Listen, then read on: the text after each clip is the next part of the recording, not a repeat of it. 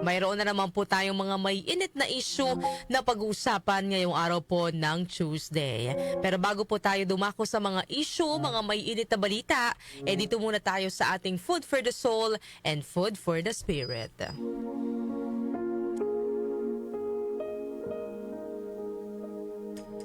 Isang araw, isinama ng isang mayamang lalaki ang kanyang anak sa biyahe nito patungo sa isang bukirin para maipakita sa kanyang anak kung paano mamuhay ang mga mahihirap.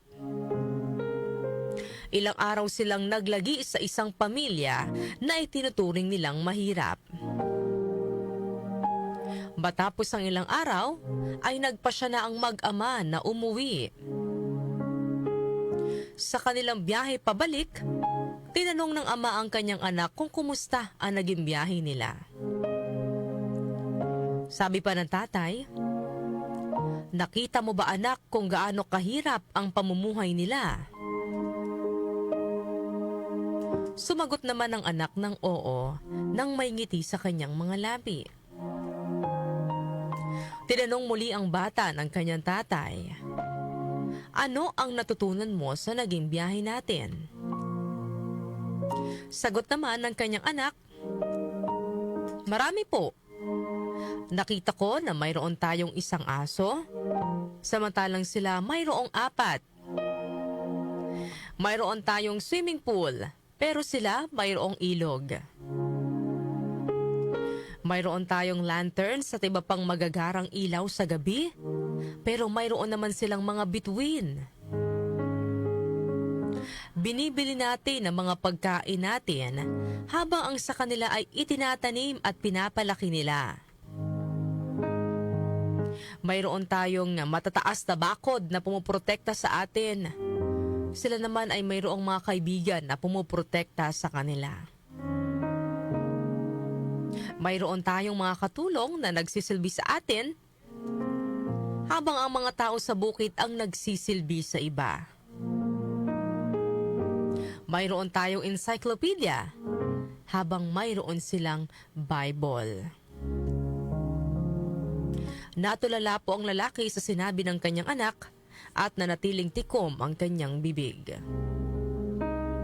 Sa katahimikan ng lalaki ay nagsalita muli ang kanyang anak.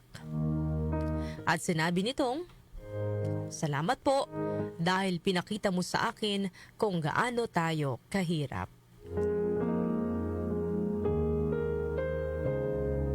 Ano po ang aral na mapupulot po natin sa ating kwento ngayong umaga? Minsan, ang tunay na pagiging mayaman ay hindi nasusukat sa kung gaano kalaki ang bahay mo, kung gaano kagara ang sasakyan mo, at kung gaano kalaki ang pera sa iyong bank account.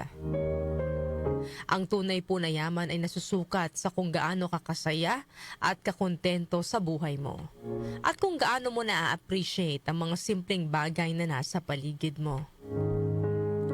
Mayroon po dyan mayaman nga sa material na bagay, pero wala namang kaibigan. Malapalasyo nga ang bahay, pero hindi naman niya nakakasama ang kanyang pamilya. Pero mayroon naman din pong nakatira lang sa barong-barong, pero buo at masaya silang magkakasama.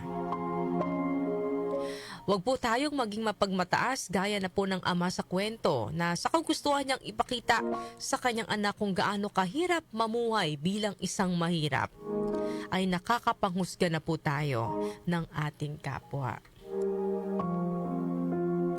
Sabi nga po sa Mateo chapter 6 verse 19 to 21, "Huwag kayong mag-impok ng mga kayamanan dito sa lupa, kung saan may naninira at nagnanakaw. Sa halip, mag-impok kayo ng kayamanan sa langit, sapagkat kung nasaan ang inyong kayamanan, naroon din ang inyong puso." Ang Bible verse po na ito ay nagpapaalala sa atin na anumang material na yaman sa mundong ito ay hindi natin mabibitbit sa langit kapag tayo ay pumanaw. Ang pera, ari-arian at maging kapangyarihan, lahat po yan ay pansamantala lamang. Pero ang mga kayamanang galing sa kabutihan, pagmamahal at pananampalataya, iyon ang kailanmay hindi mawawala. Yan po ang ating Food for the Soul and Food for the Spirit ngayong araw po ng Tuesday.